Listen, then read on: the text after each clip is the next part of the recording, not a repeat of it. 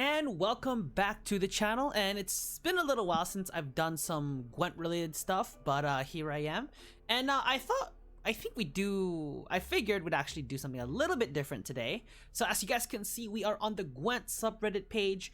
I don't ever go on the Gwent subreddit page because like I don't really have a reason to go there per se, but I thought for the first time, I thought why not just jump onto Reddit and just see what people are posting, and we can sort of give like a bit of a reaction to them, because sometimes people post some pretty cool stuff, sometimes people post some like crazy stuff.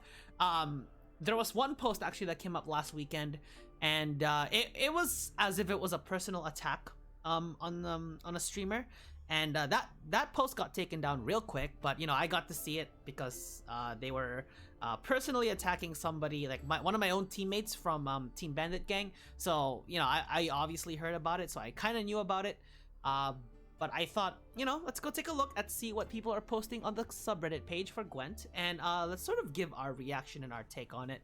I don't know how long this is gonna take. I don't want to spend too long scrolling the subreddit because I feel like we could spend hours here. And I'm actually gonna do it by the newest topic. I don't really care about what's hot. Like what's hot really is just like like the ones that gets the most upvotes. Obviously there's a reason why they get the most upvotes, but you know what? I kind of just want to do the newest posts just to see what's up. And I think there's a couple of things that we might recognize. Really depends on what gets posted. So let's actually just start take a look. So we have this post here. This one was just half an hour ago. Feels good, bro. What do we have here? Okay, the cost you play. All right, you'll respect it. You 2-0 a Lippy deck. That's really nice. Yeah, I mean, if you have a very solid hand for round 2, then it's not what's gonna stop you from trying to go 2-0. Sometimes I feel like I have that problem when I play, especially with monsters. It's like I know I have a good hand, but I'm always like contemplating whether or not to push round 2. And sometimes it can cost me, especially against a Lippy deck. As you can tell, he played the Lippy, but he didn't have a follow-up to bring out the Ceres, so was not able to get the Shield Maiden off, which is why 2-0ing. It's pretty much as if like going 2-0 against a Lippy deck is easier than trying to win 2-1, by giving them round 2, because you give them that bit of stability. Next we have someone who's trying to build a viable Syndicate deck. I wish I can provide you with help here, but unfortunately I can't. Because I am not good with Syndicate at all. I feel like it's just too high maintenance with the coinage, and a lot of the times I feel like I can lose a lot of points. But let's see what he's got. Let's see. Let's open the link up here, and it looks like we're looking at a bounty hitting cash deck. So people are trying to work with bounty again. I don't think it's gonna be that successful because the problem is like, a lot of Syndicate cards tend to be engines, and a lot of them tend to get destroyed, and bounty is just too slow at this point. There's just a lot of other decks from other factions that just play too quick for bounty to be able to keep up, and it's kind of unfortunate actually, because Syndicate is a very well-made faction, and it's kind of on the bottomless pits right now, and nobody's thrown down a ladder to save them yet. But we'll take a look at this anyway. Let's see how he describes it. Bincy can be a build-up to a huge unit in the long round. Vulnerable to tall removal, unfortunately. Exactly. If left alone, like, I mean, see, here's the thing, right? Like, you can say about this to a lot of cards where it can win games on their own if left to survive. You can say that about a number of different cards, but if they get, punishable by Tall Punish, which is what Nilfgaard does, Yeet Wave does, a lot of people will now add tall removal cards, which is a reason why Monsters is not usually on the top of the rankings in terms of which faction to play the most. So, Vivaldi Bank's always been pretty solid, so like, I like this card for Syndicate. It's pretty nice. Imka is it's essentially a bigger tax collector. Yeah, they're all useful in the long round, but again, right, like a lot of people like to add tech cards or removal cards that can just easily deal with the tax collector and the Imka. So again, if we're looking at Skellige, which is really good at this, you have a lot of cards that can just, ping, for example, the War Raiders, the ships. Of course, the ships are annoying, and yeah, so it's again kind of makes it tough. Azarjaved's pretty nice because of the defender. Of course, you get 2 defenders and they're low power. So again, you don't want to be using up your tourney joust and assassinates for them, although most people do, because it's the only thing they could really do about it. But it's like you're using a 6 damage card to a 1-point defender, which honestly is like it's getting its money's worth. Caleb Manga, yes, it is pretty key because again it is bounty. Flying Redanian, only reason why people use Hidden Cache is because of the horde. It's a strong horde. I'm not sure why. I kind of forgot to mention this, but Roach is in the deck as well. But I guess it's because they're afraid that there's not enough thinning. So Vivaldi Bank thins, although you know you pay coins for it. You have Flying Redanian which thins, but other than that you don't really have much of anything else. So you have to rely on drawing your cards. Kalkstein is... Which one's Cox? I forget these. Is it the Purifier? It's the Purifier. Yeah, the Purifier that requires you to pay fee is pretty good because you can use it as many times as you wish if you want to keep eliminating statuses on your side of the board or your opponent's side of the board, depending on the situation. It's very powerful, and 2 coins just for a fee is pretty cheap. To be, if you really think about it, it's actually not that expensive, especially if Imka and the Tax Collector remain on the field. Then, like, yeah, so we got the Freak Show, which is old Uwald Bersodi, Witch Hunter Executioners. They're both used, of course, to deal some damage on your opponent's side of the board, and of course the Witch Hunter Executioners can be used to get the money back if they have bounty. Again, Sol, because it's Hidden Cache, Sol requires less horde to get boosted, so it's pretty decent. So as you can see, like the common theme about these is that almost all of these cards in the deck are engines. So Imka, Kalkstein isn't really an engine, but it is a Purifier. You have Freak Show, you have Tax Collector, you have Sol, you have Witch Hunter and Slander just provide bounty, but that's pretty much it. Street Urchins, of course, Sea Jackals, etc. So again, these are all very engine-based cards where it's like if they get destroyed, then, you know, they kind of become worthless, right? And as you can see, their short round isn't the strongest, so they kind of need that mid-range round, a mid-level round to, you know, to be strong. Regis is so satisfying when you can pull it off. You know what? Let's watch this. So here's Regis. Looks like that front row is looking really nice. Cantarella, Roderick, Hunting Pack. Oh man, that is actually really beautiful. Honestly, I miss Regis.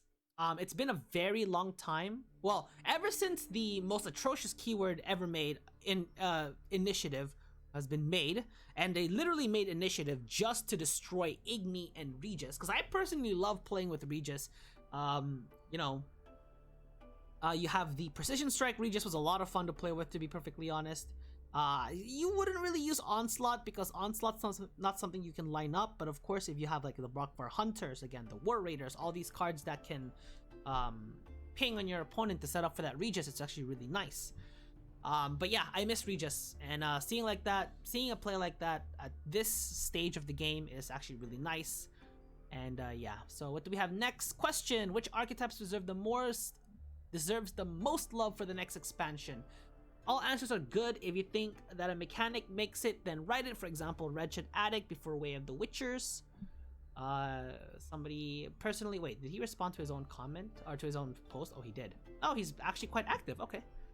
Personally, it amazes me that Plant still has only 1 card, so I'd say Plant. I'd like there to be more mage support and a spell tutor. I actually get these a lot when I stream and on some videos sometimes where it's like, you know, making a mage deck would be pretty cool and people have tried it, but you know, there's just a time where it's like mage just doesn't get enough support. So what can you really do about it? Devotion, well, Devotion only got introduced in the Master Mirror expansion, and I think they're pretty solid. But yes, having more cards maybe with a Devotion keyword would be pretty cool. Somebody said Vampires, a lot of respect because it is monsters. Yeah, ever since Veil got introduced, Vampires got utterly destroyed. And yeah, so it's kind of unfortunate. NR Spectres, I feel like this has more love than like all the other things that were described here. Like, you know, you have the NR Spectre control, which is a thing. You have Draug, of course, which is, you know, creating specters based off of humans. I'm a little biased. Monster, Wild Hunt Frost, fair enough. Fair enough. They did get some support actually, you know, when Master Mirror came out. And yeah, again, like a lot of these ones up here need more love than I'd say like monsters. In my opinion, I actually think like, and I've seen one card that supports this already, but I think they should have more, is Ogroids. If we can see sort of what Ogroids can do, because we kind of see like insectoids and beasts to be more like a swarmy aspect. Like again, you have those Aracha swarms and the rats. They both kind of work the most well with support.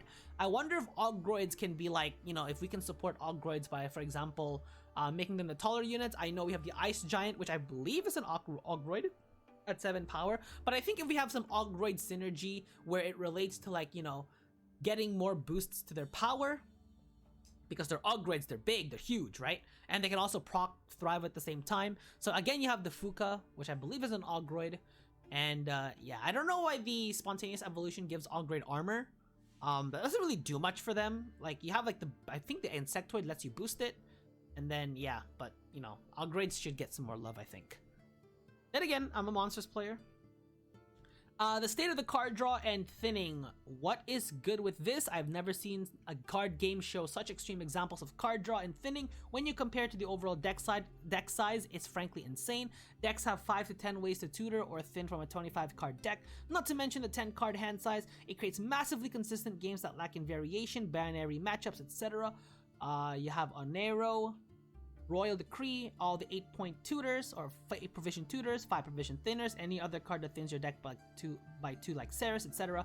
There's a reason every top deck in the game has a multitude of thinners, because it's frankly broken.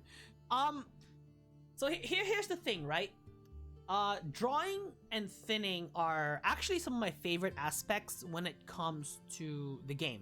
Obviously, I love having consistent games, you know, having decks that, like, you can always get the same combo out every time, because like you have tutors that can sort of thin your decks, that your chances of drawing the cards you want in round 3 are higher. So I personally don't have a problem right now. I would say there is a weakness when it comes to this. It's like if you have way too many tutors, then you know you're gonna have to give up some power, because you're looking at a card like Oneromancy, which is 13 provisions. That's a lot of provisions. Royal Decree, 10 provisions. All the 8 provision tutors. These are not cheap cards. They're actually quite expensive. I like the 5-point thinners, and some are actually 4 provision thinners, like, you know, the Foglet.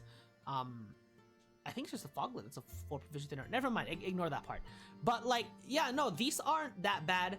Any other card that thins your deck by 2, like Ceres, that's just abused. I mean, no one outside of Lippy, nobody plays Ceres. Well, you know, you have some that try to like explore, like I think people are using it now with Battle Trance, but like still, you know, I personally don't have a problem with this. Like, it's not that consistent. I feel like this is just a bit of an exaggeration in my opinion. Yes, there are now games where, you know, some of the deck size can go low, and again, that's like the introduction of like Colgrim and stuff, because that's kind of what he needs to do in order to get, you know, as much of a boost as possible by round 3, of course, is to have as less cards in your, the difference just needs to be very great between your deck and your opponent's deck. So whether you do that by drawing your own cards or creating copies of your opponent's card, or some combination of both, is up to you. But I mean, I kind of like that they're working with that now, like that deck manipulation aspect. So I actually don't hate this at all. Like, I don't hate that, you know, there's a lot of thinning cards, because obviously you're not gonna have all of them in a deck, because you do give up some power.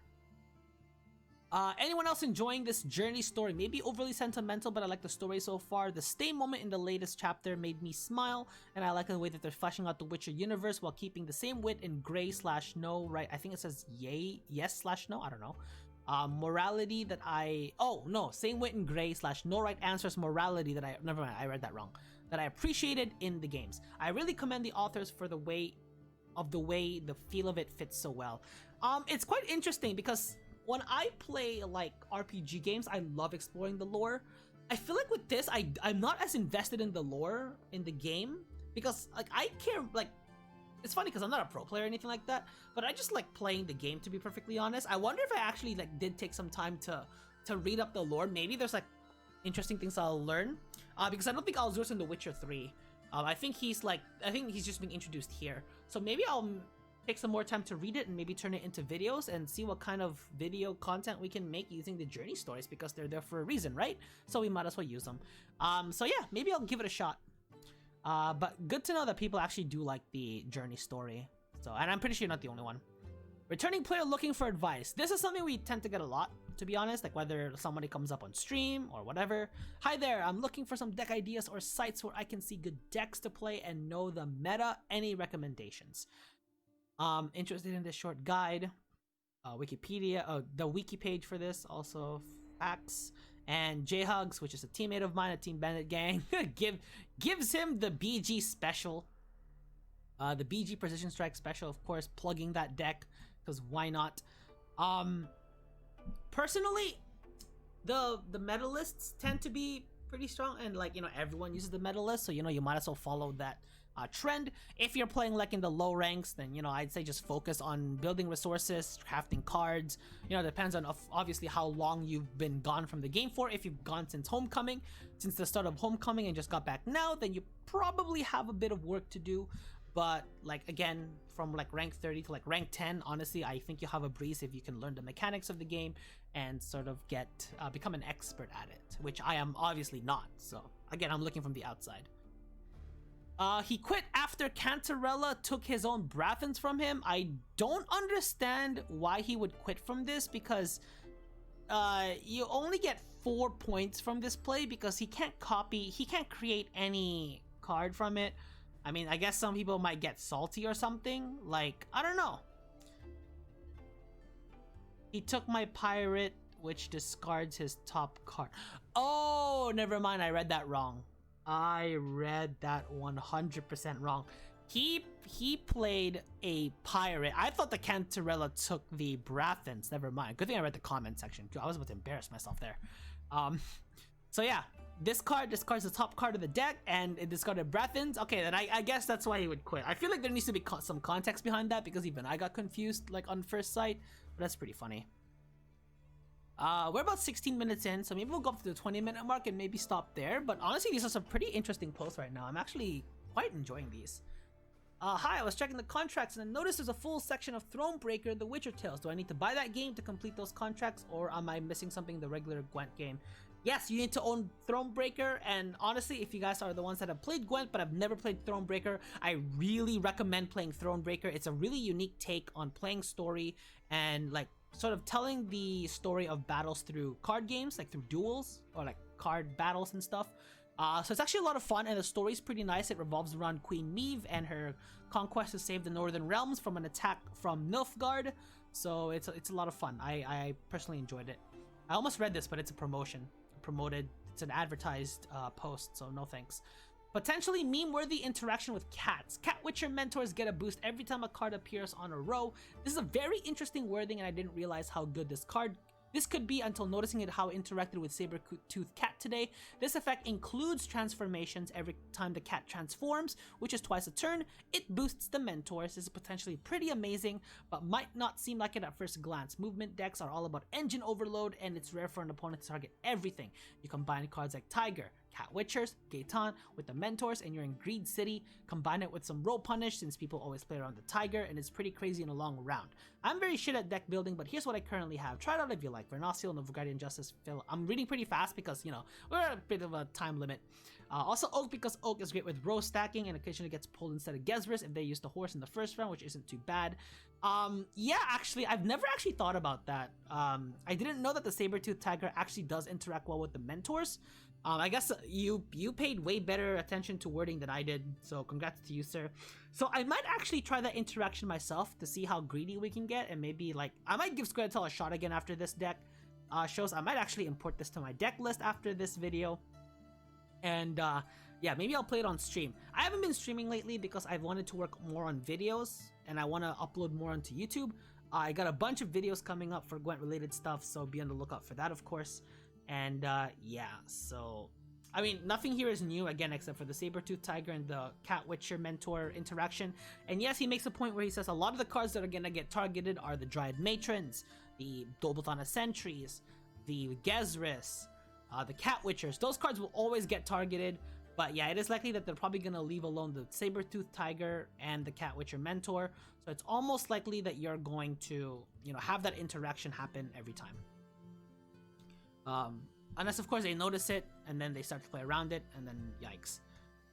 MMR in Pro, I was told that once I hit Pro rank, all my factions will become 2400 each. Is that correct? If so, why do they bump you up that much? Is it a standard? I mean, it's not really bumped, to be fair, because you still need to play the games to actually get it counted. All the factions become 2400 MMR base. So let's say you've went from rank 3 to rank 1 using Nilfgaard the entire time. If you move on to a different deck after you hit pro rank, it still starts at 0, but your sort of base MMR is going to be 2400. And you know, as you play Skellige games, your actual MMR level will go up all the way to your base MMR, which will go up or down depending on your games. So if you're 0 MMR when you start playing Skellige at pro rank, 2400 is the base. If you lose your first game, your regular MMR will go up, but your base MMR will go down. So like, you know, if you've lost every single Skellige game you played, from 2400, let's say it goes down to, let's say, like 2340, then your actual MMR will only go up to 2340, and you're gonna have to build your way up. It's not gonna count towards your actual score unless you do score it yourself. So I don't know what to call that. I guess I'll call it the default MMR, not the base MMR. So yeah, that's how it works. Not bad for a login reward. Actually, that's pretty solid. You got 2 golds that you're probably gonna wanna mill, and some okay cards, I guess, like Savage Bear still a thing, Demon Corsair's no longer a thing, and Spotter's not a thing. Let's look at the last 2. Whoops. Oh boy, did I just lose us? I may have just lost us. Hold on a second. I was gonna say I'm gonna read 2 more. Here we go. Hope you drop by and say hi. We'll be streaming Gwent for the first time at 8 PM EST tonight. I'm noticing that more people are streaming Gwent, so that's actually really nice to see the game grow. And maybe I'll start checking out more of these streams in the future. Look how they massacred my boy. Alright, I guess in my last one, because it's a long post. So I know there are many posts discussing the current state of Syndicate. Oh, here we go. Syndicate lover. Fair enough. Syndicate is pretty much always been my favorite faction in the game. I love the flavor and the concept of coins as a whole, and it's my most played faction. However, recently I have been foregoing Syndicate in favor of the far more fun, viable, and interactive Nilfgaard, Monster, Skellige, and scoia'tael decks available post-update. The main issue is the fact that, as long as I can remember now, Syndicate has 2 viable archetypes, these being Firesworn and Cash Flora. Any deviation from these 2 archetype fields disappointing results with clearly under-supported cards in Synergy. I'm looking at you, Bounty and Insanity. This fact makes it all but 2 leader abilities from the Syndicate faction essentially useless. Off the books is underwhelmingly weaker and far weaker than Cash. With all this in mind, we've established that 2 main Syndicates archetypes exist, Firesworn, Passiflora, and attempting to hybridize either of these will make it more control-based or mid-rangey is directly harmful to their point potential and synergy. Now, this was alright if a bit boring. Pre-Way of the Witcher Syndicate was the greedy faction with 2 engine-based tall decks. Fair enough. Fast forward to the drop, everyone gets a newly supported archetype. Hooray! Well, we know how that turned out for Syndicate, who got the pathetic self-poison package that can't even call itself a deck, that not cause any meta shift whatsoever in terms of Syndicate decks, and the absolute meme that is Salamander. I have a feeling they weren't trying to make Salamander a meme when they made it, but I mean, it ended up being a meme. Where were we? Oh, well, we didn't get anything new from the expansion, but at least we still have our old reliable decks, right? Well, I thought so until I realized how much the meta shift has screwed over Syndicate in every way. Now every deck is almost a variation of extreme greed that outgreeds Cash and Firesworn in most cases. scoia'tael movement, V, Koshchi, or Hyper Control. Earden has become a common tech. Well, Hyper Control is not really a greedy deck, but okay. But that is fair because, again, Hidden Cash has always been an engine-based deck. Well, Passiflora has always been an engine-based deck, and control decks tend to do well against engines. It's like the universal law of card games. Earden has become a common tech. Every deck runs Heatwave, Nilfgaard, Clog, and Mill, and with that, Syndicate has been power-crept and controlled into oblivion. With no proper mid-range or control, their engine decks crippled and weak, and their new archetype being a joke. Syndicate is now essentially the worst faction, and we have had the same deck since the Merchants of Ophir. While NR also supports this from this influx of Hyper Control being a greedy faction itself, they at least got a bunch of fun and fairly viable new cards, a decent archetype to experiment with, while us Syndicate players are sat here piss and poison all over our own units for a measly few points. Disclaimer, that's not to say the expansion as a whole hasn't been good. It's caused huge meta shifts, created many new archetypes. I am thankful to CDPR for the effort they put in. I just feel though Syndicate has been almost forgotten. Yeah, so it's back to the talk with the Syndicate once again.